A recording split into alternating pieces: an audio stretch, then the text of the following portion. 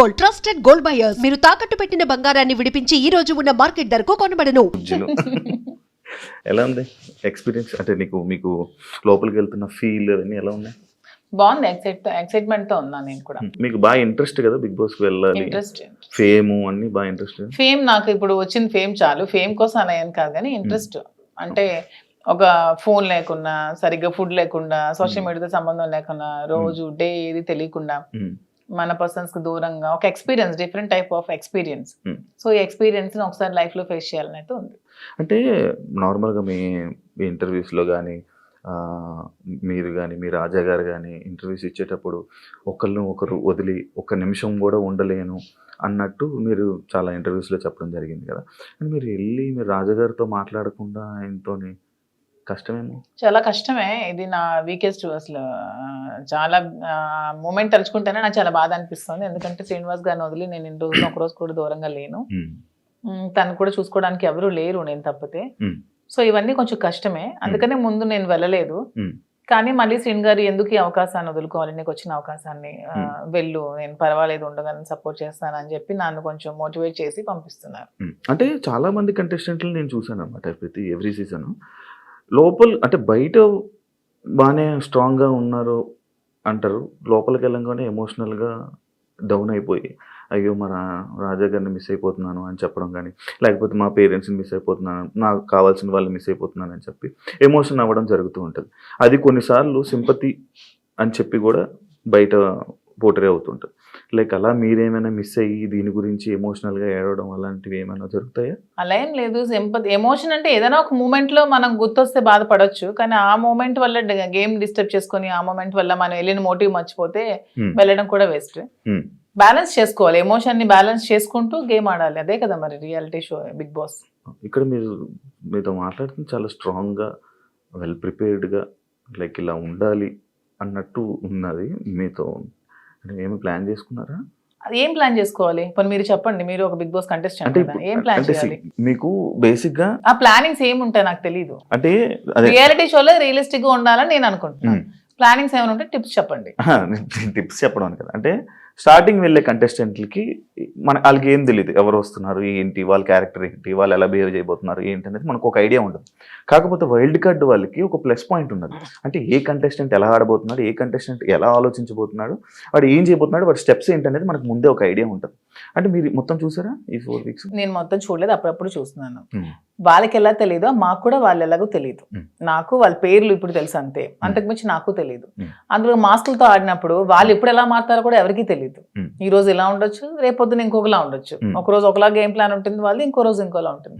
So ఆ strategy కూడా complete గా మనకు తెలియదు. తెలుస్తుంది అనేది అపోహ, అంతే కదా. ఈ రోజు మీ గేమ్ ప్లాన్ ఒకలా వాళ్ళు ప్లాన్ చేసుకోవచ్చు, నెక్స్ట్ మూమెంట్ కి వాళ్ళు మారొచ్చు, ఇలా కాదు నేను ఇంకోలా ఆడాలని మారొచ్చు. సో ఒకే స్ట్రాటజీ మెయింటైన్ అవ్వదు కదా.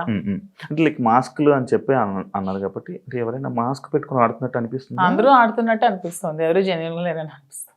మీరు వెళ్ళాక మిమ్మల్ని కూడా మాధురి గారు ఎందుకో మాస్క్ వేసుకొని ఆడుతున్నారు అని అంటే మీరేం? నేను వచ్చాక క్వశ్చన్ చేస్తే ఆన్సర్ నేను చెప్తాను, మీకు అలా అనిపిస్తే. నేను వెళ్ళిన తర్వాత మీకు నేను ఏమైనా మాస్క్ వేసుకున్నట్టు అనిపిస్తే, వచ్చిన తర్వాత మీరు ఇదే క్వశ్చన్ మీకు ఉంటే అప్పుడు ఆన్సర్ చేస్తాను. మిమ్మల్ని ఎప్పుడు ఇంటర్వ్యూలో తప్ప బయట మీ గురించి తెలియదు, మీ ఎమోషన్స్ గురించి తెలియదు.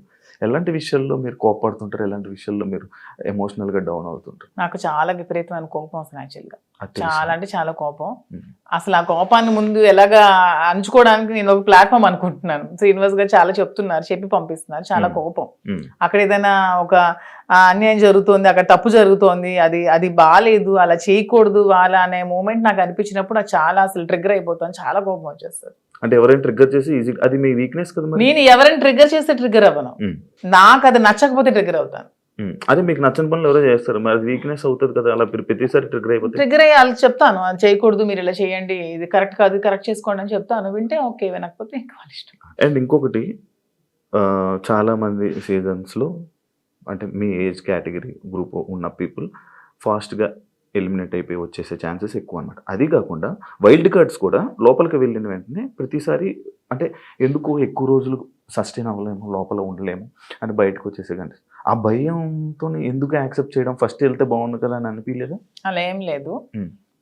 వైల్డ్ గా ఉంటాను కాబట్టి వైల్డ్ గార్డ్ అనుకుంటున్నాను. అది అర్థమవుతుంది మరి. వైల్డ్గా ఉంటారని. దాంట్లో ఎందుకు అంటే మీ ఏజ్ మేము గెలవకూడదా, మేము ఆడలేమన్నా, మీ ఒపీనియన్ ఎందుకు మమ్మల్ని సపోర్ట్ చేయరా పబ్లిక్? పబ్లిక్ సపోర్ట్ చేస్తారు అంటే నేను ఆ అంటే విధంగా మీరు అన్నారు కదా మీ ఏజ్ వాళ్ళు వచ్చేస్తారు, మీ ఏజ్ వాళ్ళు త్వరగా వెళ్ళినట్టు. అది అనేది జనాలు ఒక ఒపీనియన్, జనాలకి ఒక ఒపీనియన్ అలా ఉండిపోయింది.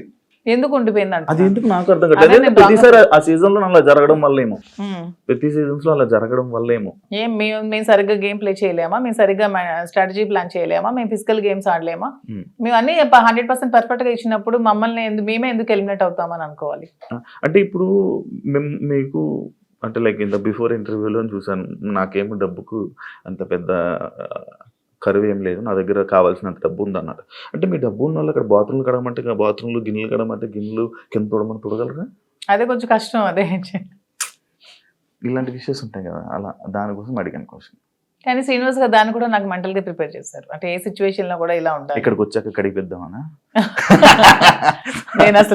నేను అసలు చీపురు పట్టుకుంటేనే అతను చూడలేరు.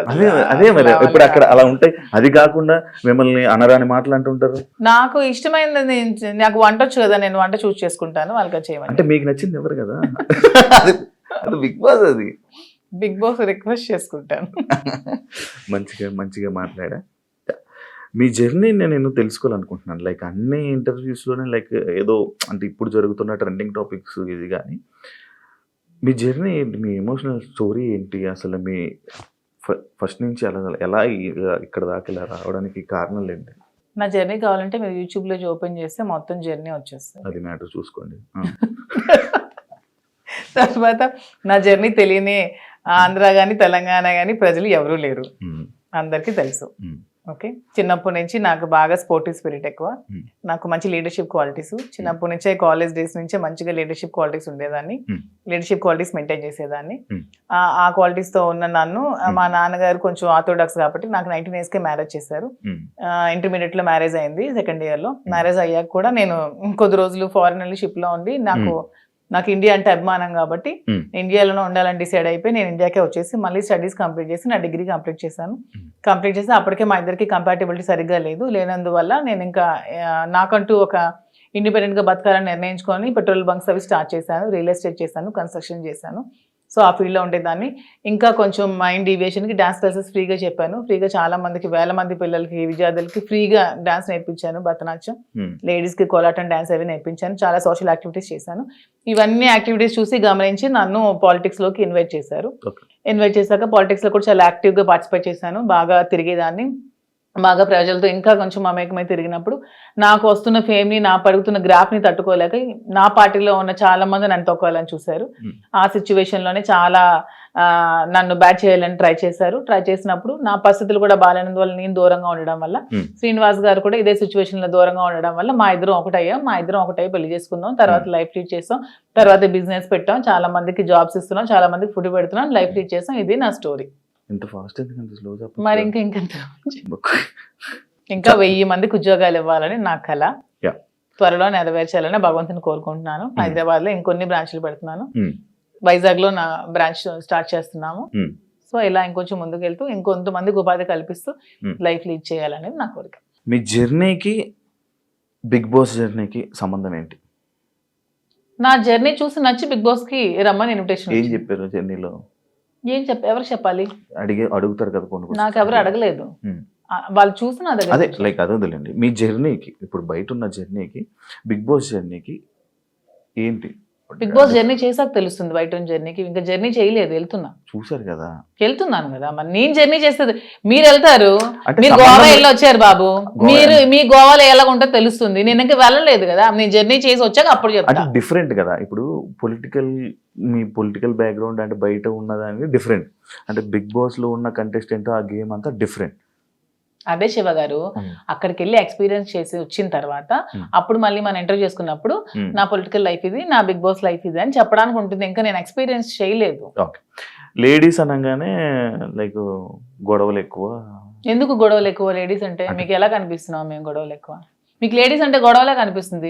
మా వల్లే మీ లైఫ్ స్టార్ట్ అయిందని, మా వల్లే అసలు ఈ సృష్టి మొదలైందని, మేమే పెద్ద శక్తి అని, అసలు మహిళ లేకపోతే అసలు ఈ సృష్టి లేదని, ఇవన్నీ మీకు అనిపించవా? లేడీస్ అంటే గొడవలు అని ఎందుకు మీరు నెగిటివ్ గా చెప్తారు? మీ వల్ల గొడవలు అవ్వలేదా? మీరు ఎప్పుడు మీ ఫ్రెండ్స్ తో గొడవలు లేవా? మీరు ఎప్పుడు గొడవలు పడి మందు తాగుతూ బీర్ బాటిల్ కొట్టుకోలేదా? లోపల ఎవరికి శక్తి? మహిళ శక్తి. అలాగా అంటే మీ అబ్బాయిలకి మేమే శక్తి అది అని లోపల ఎవరికైనా శక్తిగా ఉండాలనుకుంటున్నారా? ఎవరికి ఉండాలనుకోవట్లే, మాకు మేముగానే శక్తిగా ఎదగాలనుకుంటున్నాం. ఇప్పుడు మీరు ఆల్రెడీ సీజన్ చూసారు, మీకు ఎవరు నచ్చారు అంటే? అందరూ బాగానే ఆడుతున్నారు. ఎవరితో ఉండాలనుకుంటున్నారు? నేను ఎవరితో ఉండాలనుకోవట్లేదు, గేమ్ ఎవరితో ఉండడానికి వెళ్ళట్లేదు, మనం ఆడడానికి వెళ్తున్నాం. బయట అందరూ అలాగే అన్నారు, లోపలికి వెళ్ళాక ఎవరితో? అలా ఎందుకు లేదు, ఇప్పుడు రిలేషన్షిప్ బిల్డప్ అయింది, బాగా బాగా రిలేషన్ లో ఉన్నాము, కప్పు నీకు కావాలా ఫ్రెండ్ కావాలని నాగార్జున గారు అడుగుతారు, నేను ఇస్తానా? ఇవ్వను కదా, నాకే కావాలంటాను. దానికి ఎందుకు మన రిలేషన్షిప్ మెయింటైన్ చేసి బాధపడి, రిలేషన్స్ మెయింటైన్ చేసి నామినేట్ చేయడానికి కూడా బాధపడాలి? చేయకూడదు, అసలు చేయలేము. నేనైతే చేయలేను. మిమ్మల్ని నామినేట్ చేస్తే చేయనియండి, నేను అవుతా రిలేషన్స్ చేయనియండి, జనాలు ఆదరిస్తారు. ఆదరించకపోతే వచ్చేస్తాను. నన్ను హౌస్ లో ఉండకూడదు, మాదిరి బయటే ఉండాలి అని అనుకుంటే ఓకే, వచ్చేస్తాను 1 week కే. యాక్సెప్ట్ చెయ్యాలి, అదే కదా లైఫ్. అంతే. నేను ఇంకోటి, ఇది పర్సనల్ క్వశ్చన్ అనుకోవచ్చు, లేకపోతే ఏదైనా అనుకోవచ్చు. లైక్ బిగ్ బాస్ కొన్ని సీజన్లకు వెళ్ళి, అంటే లైక్ ఒక రిలేషన్లో ఉన్న పర్సన్స్ లోపలికి వెళ్ళాక బయటకు వచ్చాక విడిపోవడం అలాంటివన్నీ జరుగుతుంటాయి. అవును, వాళ్ళు సరిగ్గా లేకపోతే అదే జరుగుతుంది, తప్పే ఉంది. ఏదో మనం బయట ఇలా ఉంటే బోట్లు పడతాయి, ఇలా ఉంటే జనాలు ఆదరిస్తా అనేది చాలా తప్పు. మనం మనలాగే ఉండాలి. ఆబ్వియస్లీ కంపాటబిలిటీ కుదరకపోతే వాళ్ళు రాంగ్ గా ఉంటే విడిపోవచ్చు, తప్పే ఉంది. రివ్యూస్ చూస్తుంటారా బయట? లేదు, నేను చూడను. అసలు మీకు బిగ్ బాస్ మీద ఐడియా ఉందా? ఉంది. ఏముంది? Bigg Boss. మీకు బిగ్ బాస్ అంటే ఏమనుకుంటున్నారు? బిగ్ బాస్ అంటే ఒక బిగ్గెస్ట్ రియాలిటీ షో, ఒక నేషనల్ ఛానల్లో ఒక మంచి ప్లాట్ఫామ్ వెళ్ళిన ఎవరికైనా సరే అది మంచిగా యూజ్ చేసుకుంటే మనం మంచిగా లైఫ్ లో షైన్ అవ్వచ్చు. దాన్ని ఎక్కడైనా మనం మిస్యూజ్ చేసుకుంటే అక్కడే ఉండిపోతాం నెగిటివ్ గా. సో యూజ్ చేసుకునే విధానం బట్టి ఉంటుంది. ఒక మంచి ప్లాట్ఫామ్ వాళ్ళు కలిగించినప్పుడు మనం మంచిగా ఆడి మంచిగా జనాల ఆదరణ సంపాదించుకొని బయటకు వచ్చా కూడా దాన్ని మంచిగా యూజ్ చేసుకొని మనం ఇంకొంచెం స్థానానికి ఎదగొచ్చు అని నేనైతే అనుకుంటున్నాను. మంచిగా ఆడడం అంటే మనం జెన్యున్ గా ఉండాలి. మీరు అన్నట్టు అవేవి కాకుండా జెన్యున్ గా ఉండాలి. మీరు జెన్యున్ అనుకుంటారు కానీ బయట అలా అందరూ అనుకోరు కదా. అనుకుంటే ఆదరిస్తారు, అనుకోకపోతే 1 week లోనే పంపిస్తారు. బయట ఒకవేళ మీకు నెగిటివ్ అయినా యాక్సెప్ట్ చేస్తారా? నెగిటివిటీని నేను ఎక్స్ప్లెయిన్ చేసుకోగలను, ఏదైనా మా రిలేషన్షిప్ ఎలా ఎక్స్ప్లెయిన్ చేసుకొని చెప్పాను అది కూడా ఎక్స్ప్లెయిన్ చేసుకుంటాను. మీ జర్నీ గురించి, మీ గురించి ఏమైనా ఆడియన్స్ చెప్పాలనుకుంటున్నారా వెళ్లే ముందు? 100% నాకు ఈ ప్రజలే నన్ను ఇంత ఈ స్థానానికి తీసుకొచ్చారు, నన్ను ప్రజలే ఆదరించారు. మీ ఆధారంతోనే నాకు ఈరోజు బిగ్ బాస్ అవకాశం వచ్చింది, మీ ఆధారంతోనే నేను హౌస్ లోకి వెళ్తున్నాను. అదే విధంగా మీ సపోర్ట్ నాకు ఇంకొంచెం ముందుకెళ్తూ నాకు ఇంకొంచెం మీరు ముందుకు నడిపించాలని కోరుకుంటున్నాను. టాస్క్ ఆడగలరా? ఎందుకు ఆడలేను? మీకు అంత వీక్ గా కనిపిస్తున్నాను అంటే ఒక ఉమెన్ మదర్ అంటే టాస్క్ ఆడలేదా? నేను అలా అనలేదండి, టాస్క్ సంజన గారు కూడా ఆడుతున్నారు కదా, లైక్ మీరు ఓకేనా? ఎప్పుడు ఆడలేదు కదా లైక్ అలా. అసలు లేడీస్ అందరూ కూడా ఆడగలరు, వాళ్ళు అనుకుంటే ఆడగలరు. Okay, thank you so much Madhuri garu. మిమ్మల్ని చూస్తుంటే చాలా స్ట్రాంగ్ అనిపిస్తుంది. లోపల కూడా వెళ్ళి ఇదే స్ట్రాంగ్ గా ఉంటారని, మంచిగా ఆడతారని, ఆడియన్స్ లో మంచి పేరు తెచ్చుకొని ఫైనల్ వరకు వెళ్తారని మనస్ఫూర్తిగా కోరుకుంటున్నాను. Wish you all the best and congratulations. చూసారు కదా, thank you so much. And ఇంకో గెస్ట్ తో మళ్ళీ మీ ముందు కలుస్తాం. అంతవరకు thank you. And for more videos, please subscribe to iDream. Please subscribe to iDream. Please subscribe iDream. And please subscribe to iDream. For more videos, subscribe to iDream. please like, share and subscribe to the channel. Congratulations, iDream. Subscribe to iDream. Subscribe to iDream. So subscribe to iDream Media. iDream ki iDream team andarki huge congratulations. Please subscribe iDream Media. Please subscribe to iDream. Subscribe iDream. Please subscribe to iDream. iDream అంటే నా కళల ఛానల్ను subscribe చేసుకున్న నోరు తిరుగుతలేదు, మీరైతే గంట గుర్తు కొట్టండి. For more such videos, please subscribe to iDream. Subscribe to iDream. Please subscribe to iDream. Please subscribe iDream Media. Please do subscribe to iDream. Please subscribe to iDream Media. For best entertainment and information, please subscribe iDream. And don't forget to subscribe to iDream.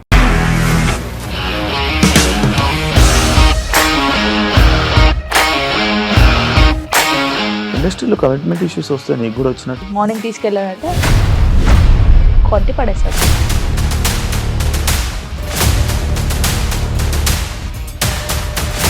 ఒక్కళ్ళు కూడా చూడలేదు ఈ cinema అని చెప్పడానికి కూడా చాలా ధైర్యం కావాలి. అది నిజం కదా, దాంట్లో ధైర్యం ఏంటి? ఇది నెక్స్ట్ డే ప్లేట్ మార్చేస్తే తప్పు కదా. As of now we are comfortable this అని నేను అనుకుంటున్నాను. రష్మిక గారిది మీది ఒకే ఊరు అంట కదా.